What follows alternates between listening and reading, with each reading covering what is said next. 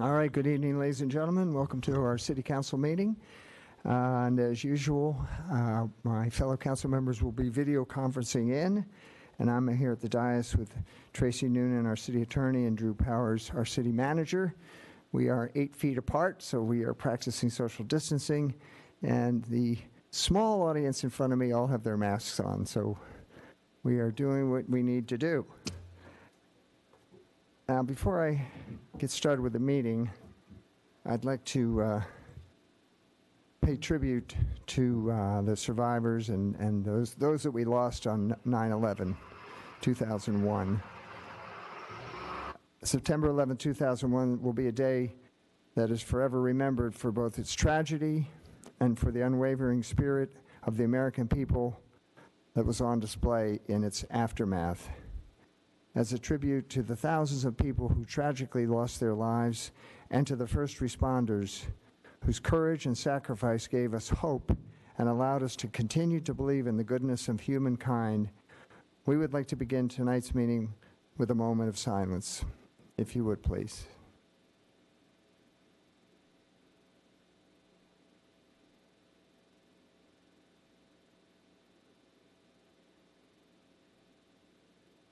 Thank you.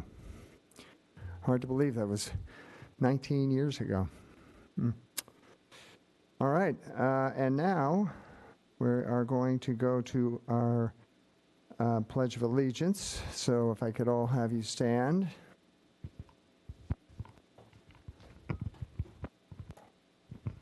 And if you join with me, I pledge allegiance to the flag, United States of America, and to the republic for which it stands, one nation, under God, indivisible, with liberty and justice for all.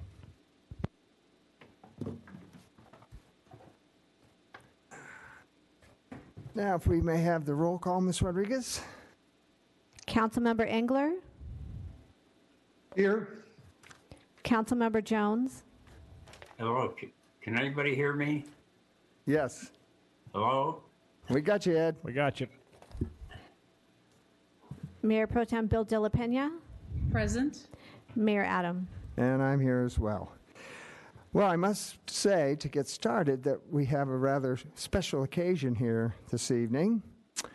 One of our council members turned 90 on Sunday. Can you guess who that was? It was Ed Jones, our esteemed council member, our junior member of the council, right, Ed? I don't hear anything. Am I on the meeting? Well, we hear you. Can you hear me?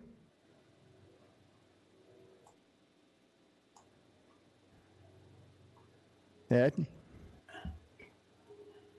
His audio is probably turned down externally. All right, well, let us remedy that situation. Considering I'm paying tribute to Ed, I'd like him to be able to hear me. I clicked on the mic, which I don't know if I'm heard or not. We hear you, Ed. Do you hear us? I think I've unmuted myself. We do hear you. Can you hear us?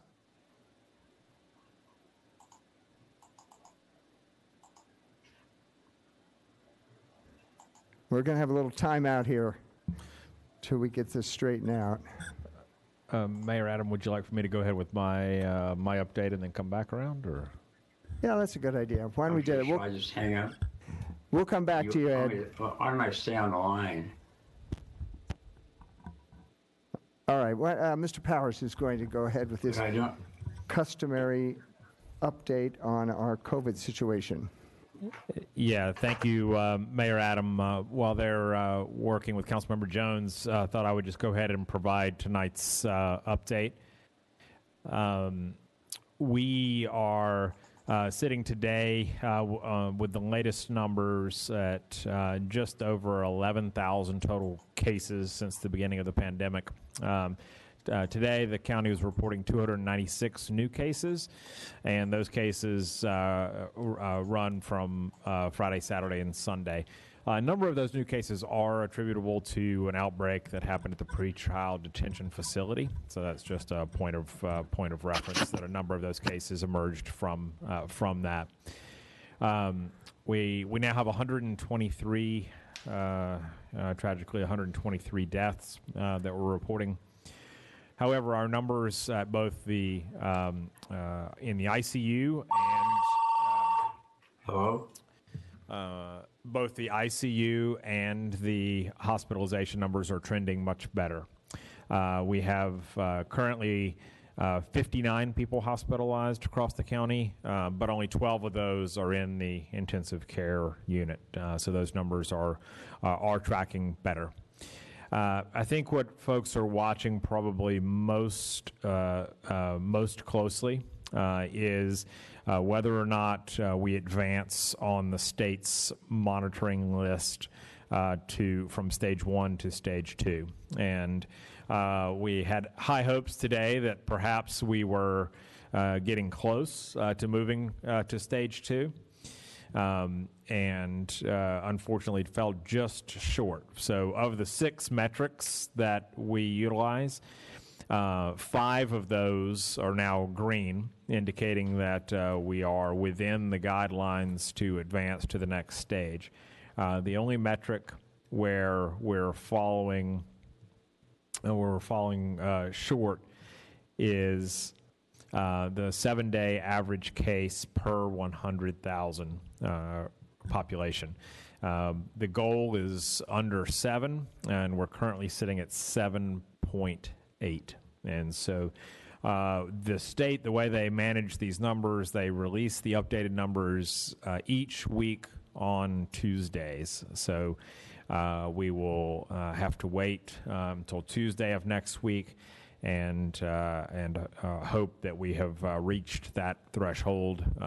We're sort of crossing our fingers we don't have any other additional outbreaks that drive those numbers upwards.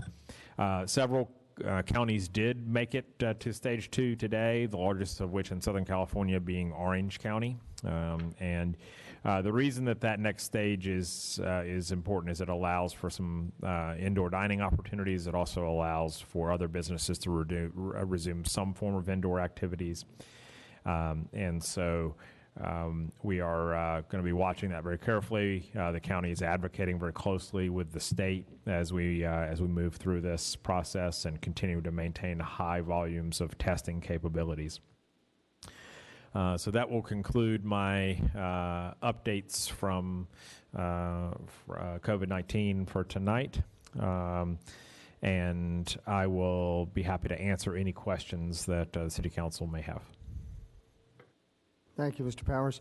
So we're very close to transitioning to stage 2 or tier 2, and that definitely gives us a little bit more advantage as far as operating and opening. Looking forward to that.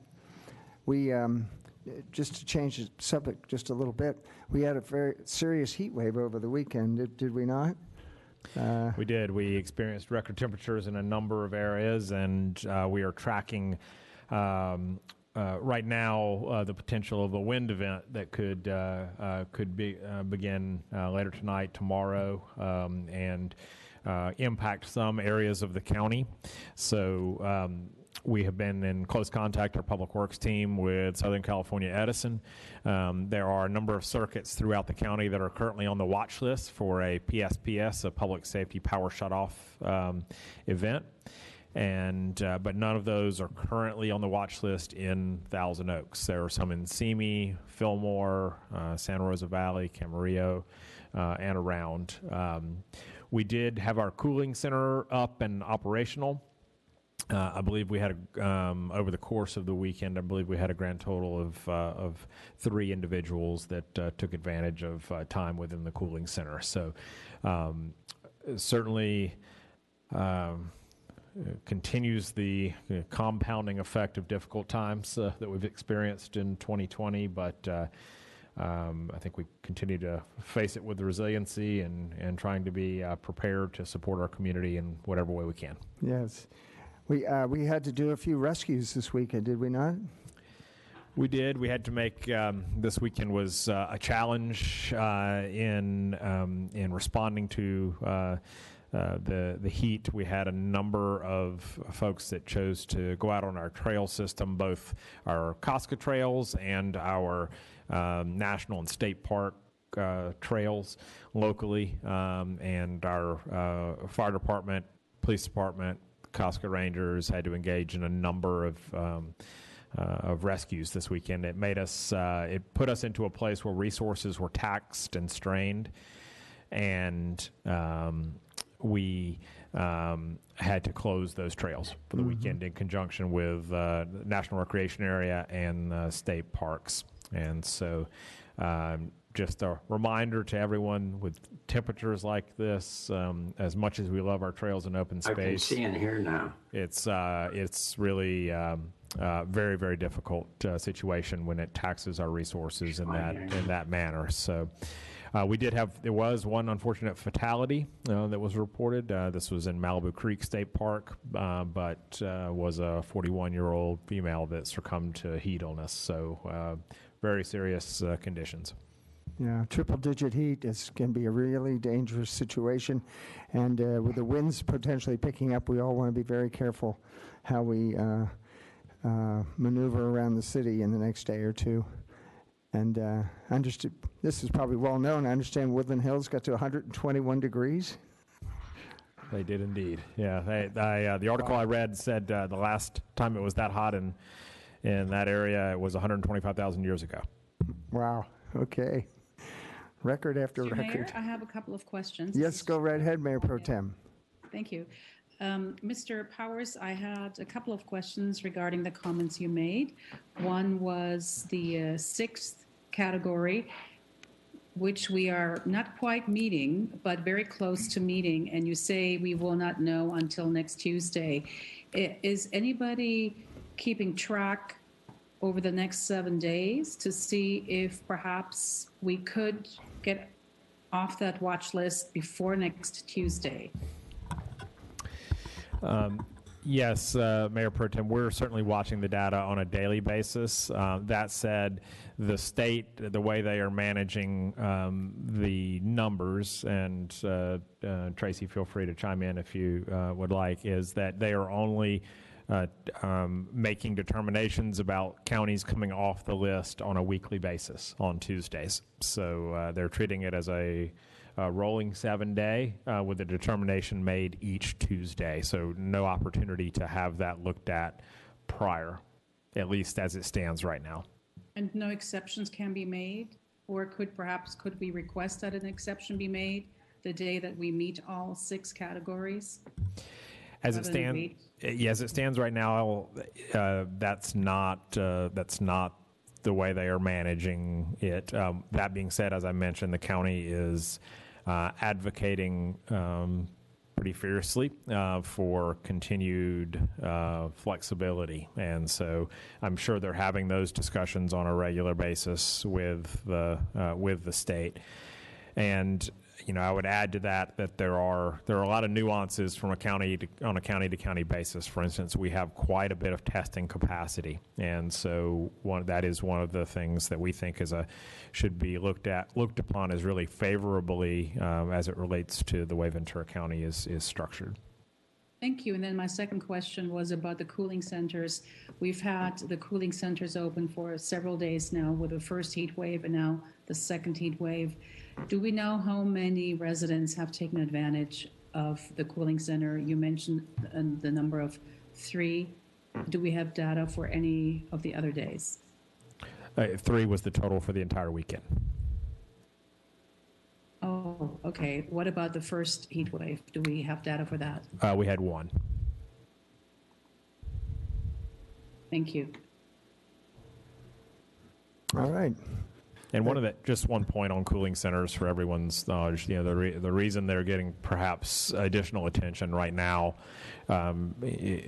is that in a COVID environment, the areas that would traditionally be leaned upon as de facto cooling centers, like libraries and the mall and those other areas, aren't as easily accessible or open to the public. And so it puts us into a situation where you need to have a little bit more formal setup that is staffed in order to provide that resource.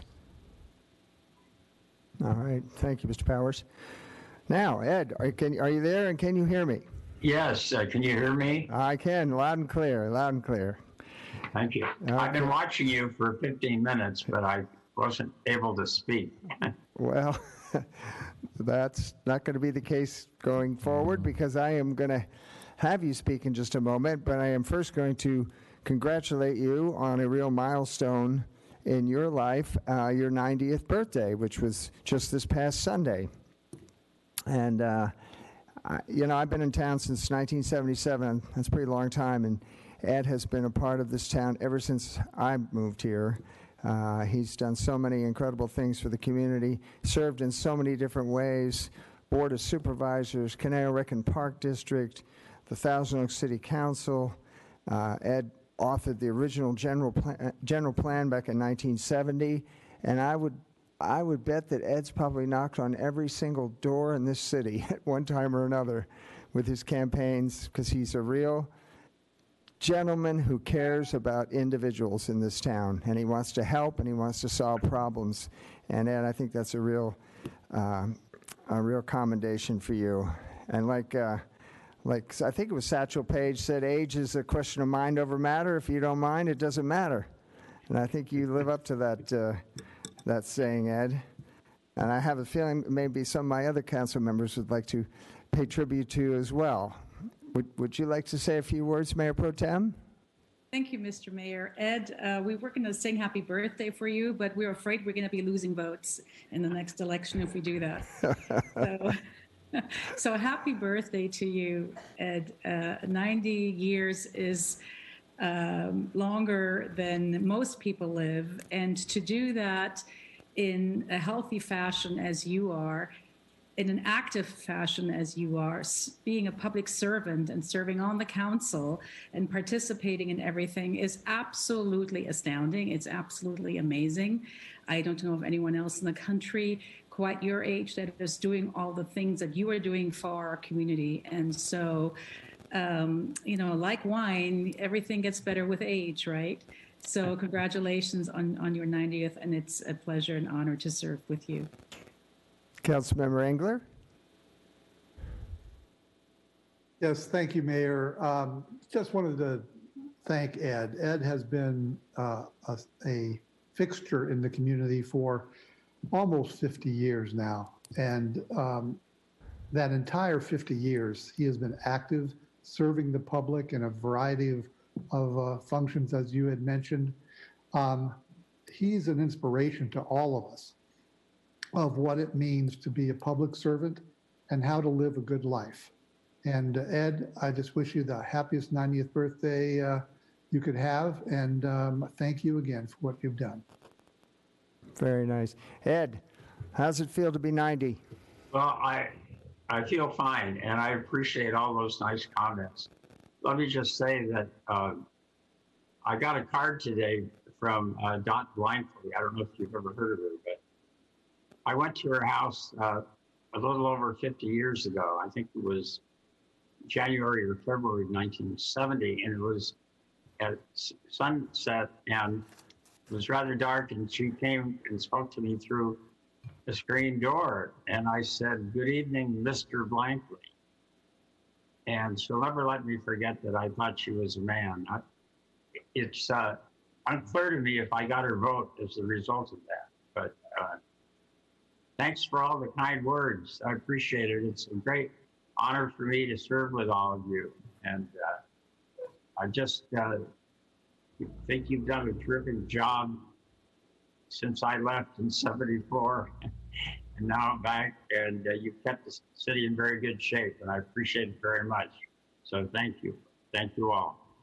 Thank you, Ed. You have moved through the generations. I know you knocked on my father's door looking for a vote, and then some years later you knocked on my door looking for a vote. So you've crossed generations, and we really appreciate everything you've done for the city, Ed, and congratulations on your 90th birthday.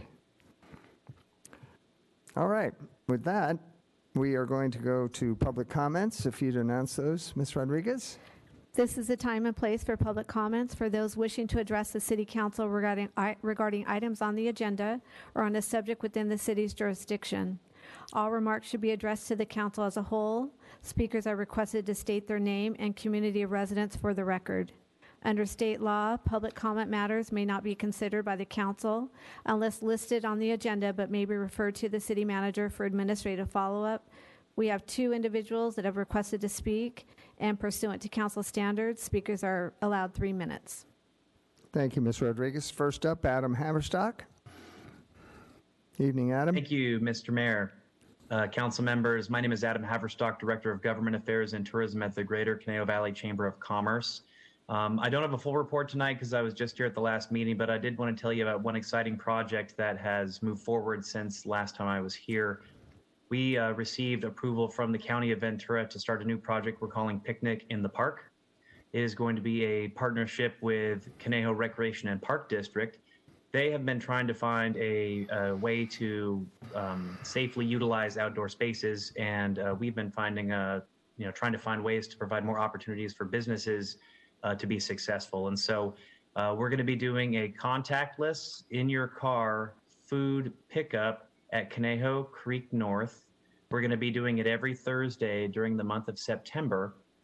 And then what we're going to do is open up the park at Conejo Creek North so families or households can pre-order food. They can pick it up right in their car, park their car at the park, and then sit down in a socially distanced manner and enjoy a nice meal. So there's details about that program at ConejoChamber.org, which is our chamber website, and people need to pre-order their food because there's no ordering on the spot. We don't want any lines. So you have to order your food. We have 2 different, we're going to have different restaurants each week. This week on Thursday, it's going to be Baroni's Pizza or Smokin' Steve's Barbecue.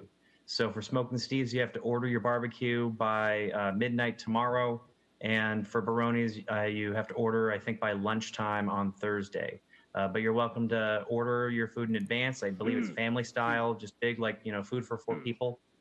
And then you get to eat in the park. So if anyone has any questions, feel free to let me know, or there's information about that on ConejoChamber.org. Thank you. Thank you, Adam. And next up, we have Dan Twett. By phone, I believe. Hi. There we are. Dan, did I pronounce your last name correctly? I pronounce it Tweed, actually, but... All right, Tweet. Dan Tweet. Got it. And I just want to add my birthday good wishes to Ed. Happy 90th. This should really be Ed Jones' happy 90th birthday month. We should just declare September that. I know he was really wonderful and gracious when I actually ran in 2018, and I guess I should say I'm running again. But I just want to thank everyone, council members, city staff, residents. And what I wanted to mention tonight was some communications ideas. I'm a CERT graduate from the 2019 Community Emergency Responder Training class team. And it's, first of all, I guess that's on hold probably with COVID and everything. I actually had to miss the final exam because of the COVID situation when they do the mass casualty simulation. But if they do present that online or in person again, I just think it's a great class, and I want to urge people to get involved with that. And actually, relevant of that, there was a great Zoom webinar with the founder of CERT. It was on September 2nd. It was a Zoom meeting. Frank Borden actually was the guy who founded CERT down at the Los Angeles Fire Department in 1985. So CERT is 35 this year. And there's actually another group that I didn't even know about called BICEP, which is the Business and Industry Council on Emergency Planning and Preparedness. And that's just an amazing website, bicep.org. And they've got a replay of the webinar with Frank Borden and a lot of CERT people. But I'm also a ham. Ham radio is great for emergency communications, but there is a simple pair of apps that you can put on any smartphone, even if they're not subscribed to the cellular network, and it lets you text from phone to phone The one that does that is called Bridgeify, just like the word bridge with a phi on the end. You can just Google that. And the other one is kind of a location app called What 3 Words, What number 3 and then words. You can just Google that, but that lets you identify any 3-meter square with just a 3-word phrase. So if there ever was a problem with communications with the cells being out of usage or overloaded, if enough neighbors were running these Bridgeify and What 3 Words apps, we would have kind of a resilient, decentralized communication kind of emergency response capability. And so those will, I'll probably put information about that on my Facebook page for my city council run, and thanks for the opportunity to present tonight. Thank you, Dan. All right, that concludes our public comments, and now we go on to the consent calendar. Any items to pull, my fellow council members? Mr. Mayor, Bob Engler here. Yes. I was thinking about pulling 7D mainly for comment and a small question, but it's mainly for comment. Certainly. We'll have you do that. And can I get a motion for the remainder of the consent calendar? I move the remainder of the consent calendar. All right, Mayor Pro Tem moves the remainder. Vote, please. Councilmember Engler, Aye. Councilmember Jones, Aye. Mayor Pro Tem Bill De La Pena, Yes. Mayor Adam, Yes. and that motion carries 4-0. All right, and Councilmember Engler has pulled 7D. Go ahead. Yes, thank you, Mayor. The 7D is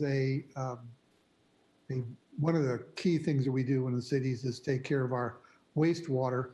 That wastewater does produce biosolids, and our current hauler for those biosolids was simply using it as a cover for their industrial waste that they had in a mining operation out in the desert. I had a quick question for if it's Mr. Finley or not. Because of the way that was structured, we did not receive any diversion credit from the state. I just was wondering what that meant and why that is important. Yeah, we have Nader Haidari to speak to us to that question, Councilmember Engler. Okay. Oh, that's what you were saying. Thank you, Mayor Adam and Councilmember Engler. Correct. Yeah, the current hauler, although it is being used beneficially, the biosolids, it doesn't meet all the categories for CalRecycle in terms of true beneficial reuse in terms of being put back into the environment and everything. So it was somewhat of a technicality, but we made sure that the new agreement that is, this is the successful completion of the request for proposals, included more stringent environmental requirements to make sure that we do meet the CalRecycle objectives, which includes some benefits and some grants, but generally it's larger than that. It's just part of our efforts to be as sustainable as we can in these operations. And this is one of our largest environmental services we provide for the city is to do the treatment of the wastewater. And the new hauler is going to be using this as to make compost I assume for the farmlands out there in Central Valley. So we're getting some really good use out of that rather than just as a landfill topper. Correct. Yeah, that's going to both the facilities in Kern County as well as another one north of Victorville. So it will be used in multiple locations, but in both cases it will be used as compost, converted into compost. And then the price was more or less the same price we're paying now? Yeah, it was only, it was less than 10% increase. So it was $2 a ton more, and it was about 50 previously. So from 50 to 52. So quite minor of a cost increase. We had envisioned it might be larger, but we were pleased with the result of the RFP. Well, I just want to highlight that I'm pleased with the result to take what was basically we were using it in almost a landfill situation and then getting some use out of it that is environmentally sensitive. That's well worth the effort of the city to do that. And I appreciate your you're bringing this forward. You're very welcome. All right, thank you for bringing that up, Councilman Rangler. Would you care to move 7D? Yes, I'd like to move 7D. All right. Have a motion and a vote, please. Councilmember Engler, Yes? Councilmember Jones, Aye. Mayor Pro Tem Bill De La Pena, Yes. Mayor Adam, Yes. and that motion carries 4-0. Thank you very much. All right, we have a department report this evening. It's our only department report, but it's an important department report because we're going to be looking at a land management system that our staff is recommending to us. And we have Michael Forbes, our Deputy Community Development Director, to tell us about it. Good evening, Michael. Good evening. Thank you, Mayor Abbott and members of the City Council. The request before you this evening is to award a professional services agreement with Tyler Technologies Incorporated for a land management system, which I'll talk about in a minute what the land management system is, as well as authorizing acceptance of a grant of $310,000 from the State Planning Grant Program to help offset the cost of the system. So what is a land management system?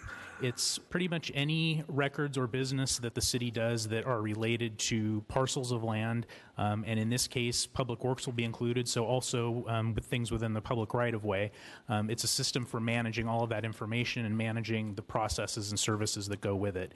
So it will include parcel and land records. We'll be using it to manage building permits, plan checks that go with that, as well as the inspections. All of our planning projects and zoning approvals, our code compliance cases, as well as business licenses will all be managed through this system. The system that we currently have, we've been using for many years, since 1987 in various forms. It's had some updates, but nothing really major since the 80s. However, the system is critical to the daily business functions in multiple departments. Community development, public works, finance, all use this system on a daily basis, and as a result, it directly impacts our service delivery and the quality of our customer service to the public. Unfortunately, the system that we have, while it has served us for many years, it's based on outdated business practices and technologies, and it really has very limited functionality compared to the systems that are available today.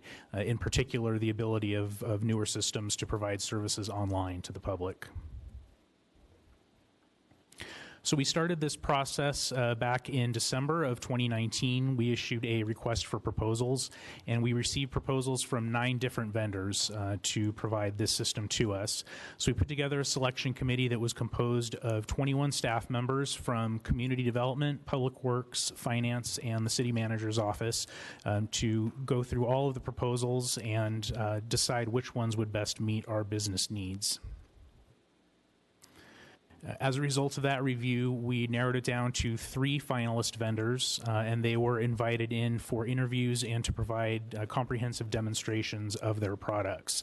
Through that process, the committee came to a consensus that the system provided by Tyler would best meet the city's needs and provide us with the best ability to serve the public. Having identified Tyler, we reached out to a number of cities throughout California that have used Tyler or are currently using Tyler to discuss their experiences, hear the pros and cons, get some tips from them on what to do and what not to do when you're implementing and using the system. And based on the feedback that we received from other cities, we were confident that Tyler would in fact meet our needs the best of the systems that we were looking at. So through this process, because it's the RFP process, the city is not required to go with the lowest bidder. The city has the flexibility to select the vendor that will provide the highest value to the city based on the system's ability to meet the city's business needs.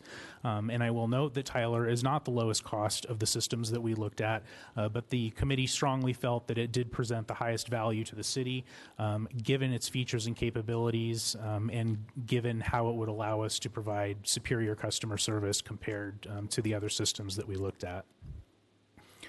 So from a budget perspective, the City Council originally planned for this system in fiscal year 1920 and allocated $1 million in that budget. That is being carried over to fiscal year 2021. In addition, as I noted, we did apply for and receive a $310,000 grant from the state's Senate Bill 2 Planning Grants Program that will be used to offset the first-year cost of implementing the system. There is an annual cost associated with the system for licensing and maintenance, and we will address that in the next and future biennial budget process. So the first year cost of the system, the first year is the most expensive because that's when we're paying for the implementation, the training, the conversion of the data from our existing systems. So the first year cost for that is a little over $790,000.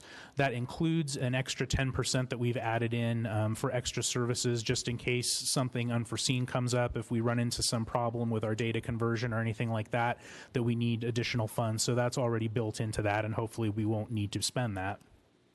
And again, as I mentioned, that cost will be offset by the $310,000 state grant that we've received. Going forward in year 2 and years following that, the cost to maintain the system is almost $249,000 a year, and that is subject to a 5% annual increase each year, which is pretty standard in IT, that you would have a 5% annual increase on your contract. That amount will be offset, however, by the reduction and elimination of some of the fees in the existing systems that we will be retiring as a result of getting the new system. And we estimate that those costs are close to $78,000 a year. So that reduction will help offset the cost for the new system. So why is this good? We're very excited about this, and why is that? The system is going to have a lot of features and benefits that our current systems do not have, that are going to help us both internally with our processes as well as with serving the public. Most importantly, we're going to have improved customer service and public access to information.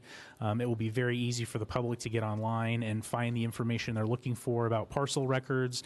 It will be a map-based system, so people that are familiar with Google Maps or other mapping websites that are out there, it will be very intuitive and easy to use the system because of that. We expect that there will be reduced processing times, in some cases significantly reduced times, getting some permits through our process because of the workflow features that will allow us to streamline some of our processes, get information back and forth between departments more quickly to outside agencies more quickly, that will significantly increase our efficiencies. Because of the way the system is set up, with all of the different departments sharing the same database, sharing the same information, we expect that there will be significantly improved communication between the city departments and with outside agencies, and it will allow us to more easily share our data and see what everybody's working on and what everybody's doing in the system. The system will also have built-in data reporting that will include things like graphs and charts that will be good for both staff as well as for the public to instantly find information about how many permits did we issue, what's our average process time for a permit, all those different kinds of metrics that we like to look at to see how we're performing and how we're serving the public will all be readily available in the new system. The most exciting thing about Tyler, and frankly the primary reason that we selected them as our preferred vendor, is the public portal. They call it CSS, Citizen Self-Service. And it's a very robust package of functions for the public, both to find information as well as to apply for things, submit information to us, submit payments.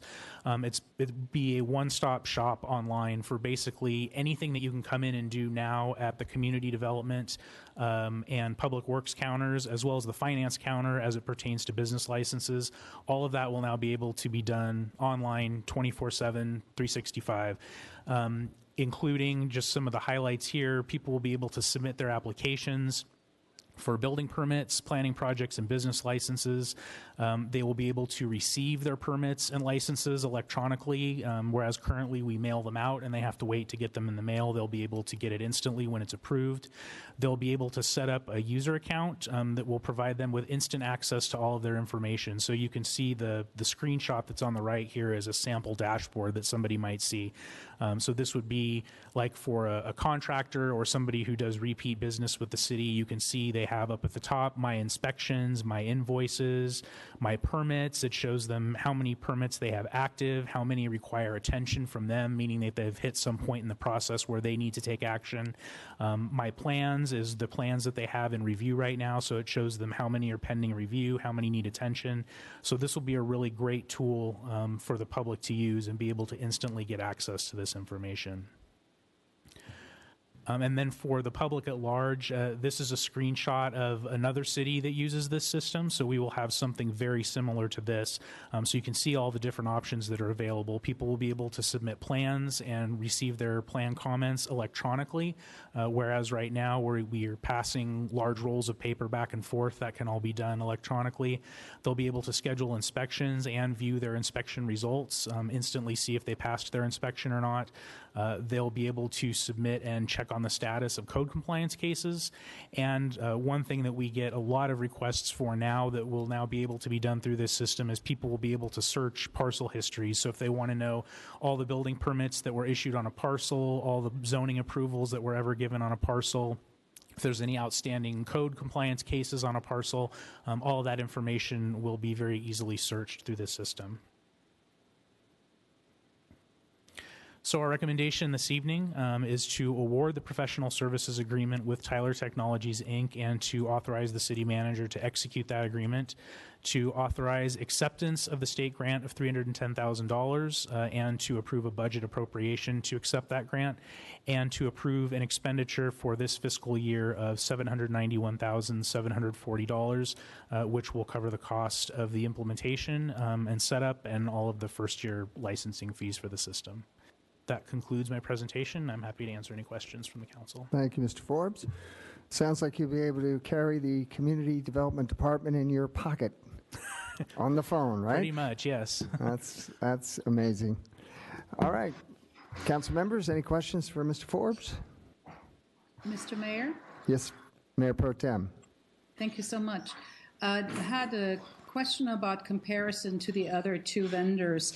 Do we have a table that shows I may have missed it, I stepped away briefly, that shows the costs of the other two that were considered? I don't have a table, but I do have those numbers. Okay. The other two finalists that we looked at were Central Square and OpenGov. Central Square's prices were a little bit lower than Tyler. Their first year cost was about $535,000 to do the full system setup, and then their annual fee was about $202,000, so a little bit lower than Tyler. OpenGov was substantially cheaper, but we found, and I'll give you those numbers in a second, but just to state up ahead that we found that their system frankly lacked a lot of the features that the other two systems did, and we determined that it really would not meet our needs. But that their cost was quite a bit lower. Their first year was $211,000, and their annual going forward was $138,000. But their feature set was significantly less than the other two. So after seeing their demonstration, we focused primarily on the other two systems. And what kind of feedback have you received or did you receive in your research from other cities which are using Tyler? All positive feedback. We did talk to several cities because we wanted to have a fair perspective on it. Tyler provided us with a list of cities that they recommended we speak with, and they, predictably all had very positive experiences, but we also reached out to a number of others that they didn't connect us with, including those that we had heard may have had some road bumps in the implementation process, or, it took longer than they expected, or things like that. And even the cities that things didn't go as efficiently or quickly as they had hoped still had very positive things to say about the system. They stressed the need for, a real commitment from city staff to work with Tyler to have it properly implemented, and gave us a lot of pointers on things to do and not do during implementation. But we did not come across any city that had a negative experience with the system. And any of those cities in California? Yes, there's a couple here in Ventura County, actually. Ventura is one, and Simi Valley is in the process of implementing it now. Simi was one of the cities that had a up and down experience with it, but they overall still had positive things to say. There's a number of cities in Orange County and the San Diego area, and a number of cities up in the Bay Area that use the system. One of the positive things that we heard from a lot of cities is that because there are a lot of cities that use this product, there's a very involved user community, both online discussions as well as an annual user conference, and that's very helpful as you use the system and learn how other cities are using it and how other cities are using it to serve their customers. So that was one of the things that we really liked about it also. Thank you so much. Mayor Pro Tem, if I might add on to that, I just want to take a moment to commend Michael, who's been leading this effort since back in December. As you probably heard in his presentation, he assembled a team of 21 staff within the organization. The reason that group was so large is that a system like this is a very rare thing to upgrade your enterprise system for land management, and so it's something that you do not want to wade into lightly. And as we were doing our reference reviews and those conversations that were being had, a lot of perhaps the bumps in the road that some cities experience were perhaps attributable to cities perhaps not being fully vested and weighed in on the staff process side before implementation. And that's something that Michael and the team in the CDD and his partners in Public Works and Finance have really worked hard at ensuring that this is only the technology. You pick the best technology tool that has the most flexibility and the best ability to grow with you, but it's only as good as the staff implementation and the process on the backside of it. And so that's something I think we recognize very, very clearly, and our team knows is going to be an important aspect.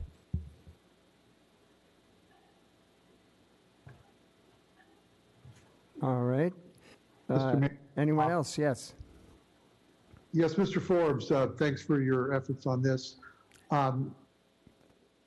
There seems to be a twofold type program where there's quite a bit of back-end work that's done for the ease of the city and making the city's functions a little bit better. But then the public interface is the part that I'm most concerned with, just to make sure that we have a very robust public interface for our developers and our builders, from homeowners to home builders. This program will allow them to be almost touchless. Is that the way I'm seeing it? In other words, doing quite a bit of stuff online rather than having to schlep down to City Hall with their bundles of plans and that sort of thing? Yes, it will. Anything that people can do now at our public counter, they will be able to do online. So be it finding information, submitting applications, submitting plans, picking up plans that have been reviewed, all of that will be able to be done online. We're certainly, we're not intending to replace our public counter. As with everything, there's always, people that prefer, the traditional approach and maybe don't know how to use the technology. So we're certainly not looking to replace or get rid of any of our in-person contact once we're, able to do that again. But this will certainly be another option for people that, and like I say, it will be 24/7. Since it's online, it will be accessible anytime. So people will not have to come into City Hall and worry about what our business hours are or anything. They'll be able to do that at any time. And it's a substantial cost. It's quite a bit of money to upgrade this system. Last time we did it was 30-something years ago. So I'm glad that we're upgrading this to a modern system. Do you anticipate that some of our current personnel can be redirected in other areas of development, or can we get more efficiency out of our personnel in your office there? Yeah, I think that it will allow us to be a lot more efficient. I think the volume of permits and cases that we have right now is so incredibly high, and it's we struggle to keep up at times. So this will just allow us to be much more efficient and able to keep up with the work, and reduce our timelines for plan review and permit processing, and just get people through the process faster, make the process easier for people to get through, and it will also allow us to engage in much better records management, better records keeping, to make that information available to the public now and in the future. The final question I have for you: we do have partner agencies. Fire department springs to mind, who has interest in some of our building codes, and also as part of any kind of review. Will they have access to this system as well? Is there any interface that works for them?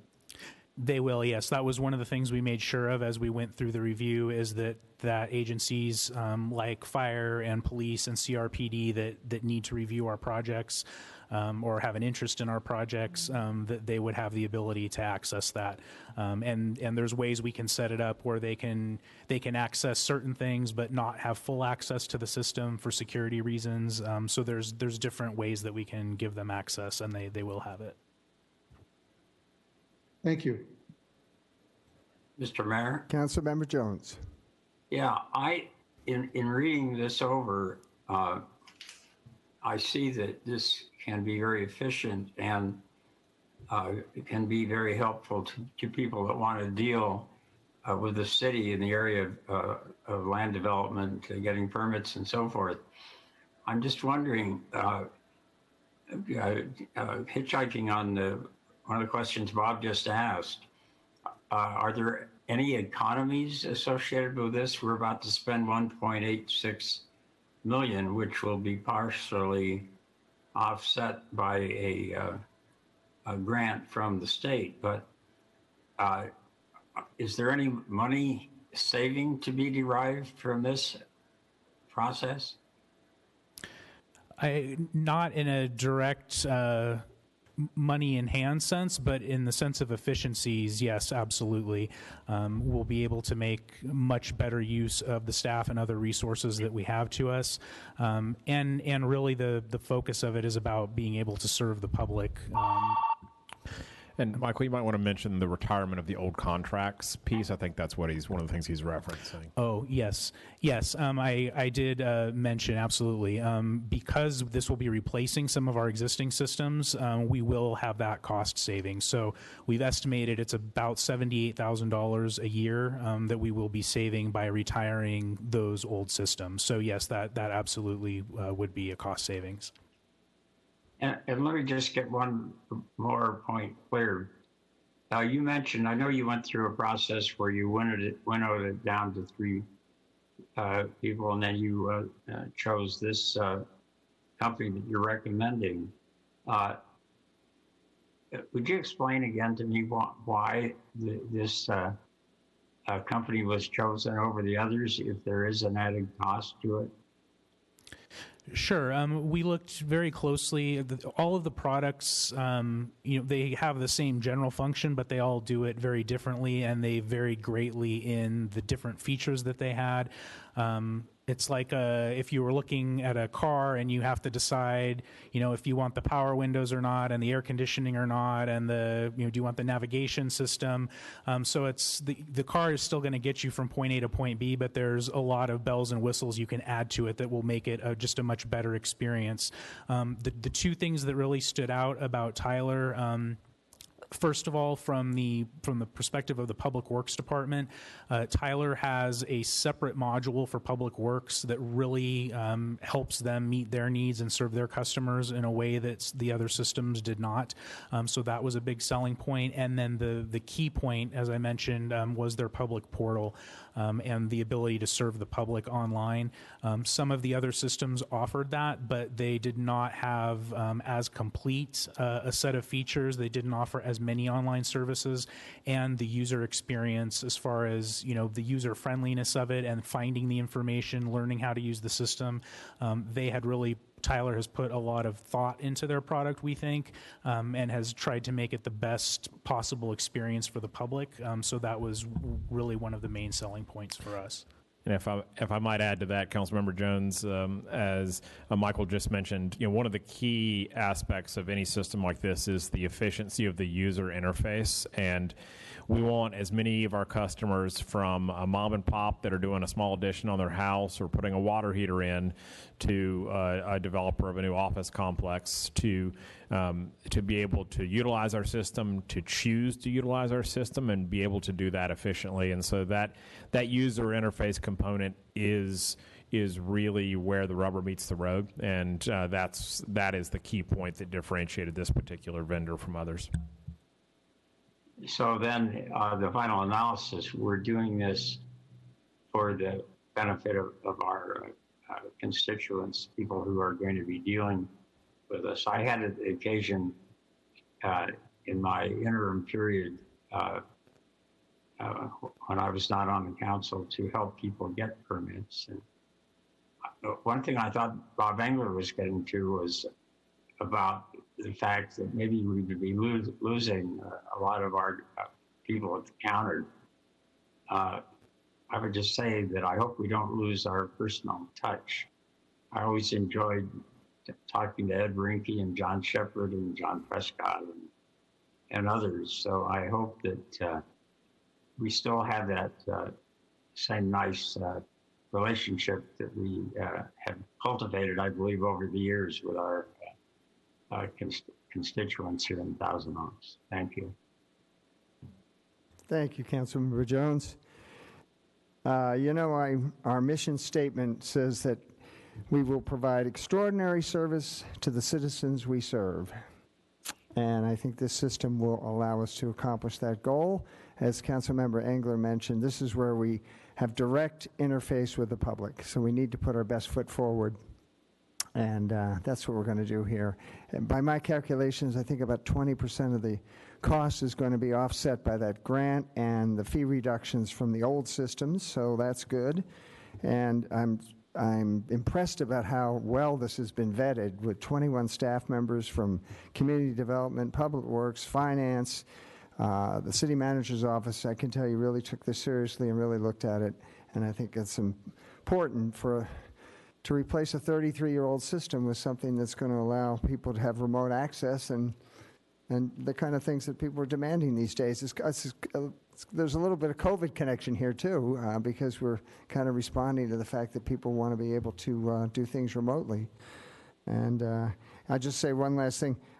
Mr. Powers was kind enough to give me some statistics, and this is over the last 12 months during COVID.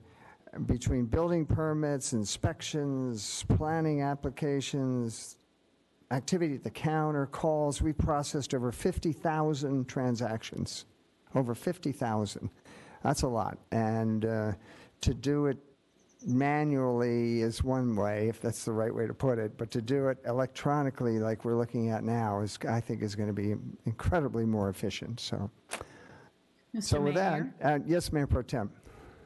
I was just going to say $1.8 million obviously is a ton of money, especially during this difficult time that we are finding ourselves in. But I would expect that the system will last just like the current one we have for 30 years. So that's about $60,000 a year that we will be paying. So that's how I look at it. Just wanted to mention that. Good point. We should get a lot of use out of it. And I like the fact that you're committed to learning the system as well. That's part of it. And also you're able to share with other cities. That's good too. You can get, benefit from their experience. All righty. Any other discussion? If not, I'll call for a motion. I'll move the recommended action. Thank you, Councilmember Jones. We have a motion on the floor. Vote, please. Councilmember Engler? Yes. Councilmember Jones? Aye. Mayor Pro Tem Bill Dela Pena? Yes. And Mayor Adam? Yes. That All motion right. carries 4-0. Thank you very much. Should be a great system. All right. That is really the extent of our business this evening. we can go to our city manager for any follow-up items that he may have. Mr. Bowers? Thank you, Mayor Adam. Right now, our next scheduled meeting is 2 weeks from tonight on the 22nd of September. We currently don't have any formal agenda items, but we'll be evaluating that as the week progresses here. We have a couple of items taking shape for October, including our item on the 13th of October, which is coming back to the City Council at your request on single-use plastics, and so we're going to be working forward on that. So we'll be evaluating the meeting on the 22nd. If no formal items emerge, we may be canceling that meeting, but we'll update the council and the public as we get a little bit closer to that. We do have 2 meetings slated for October 13th and 27th. Both of them have agenda items that are moving forward for those evenings. That is it for my update. Thank you, Mr. Bowers. And Ms. Noonan, we have some closed session We do. announcements. Thank you, Mayor. We have 2 closed session matters tonight. Both of them are existing litigation, pursuant to Government Code Section 54956.9A. The first one is Suzanne Rosenthal versus City of Thousand Oaks, and the second one is Britt Nicole Marie Sumps versus City of Thousand Oaks. It's unlikely I'll have anything to report. All right, thank you, Ms. Noonan. And thank you all for tuning in, and we're going to adjourn this meeting. I want you all to stay safe out there, and we'll see you in a couple of weeks.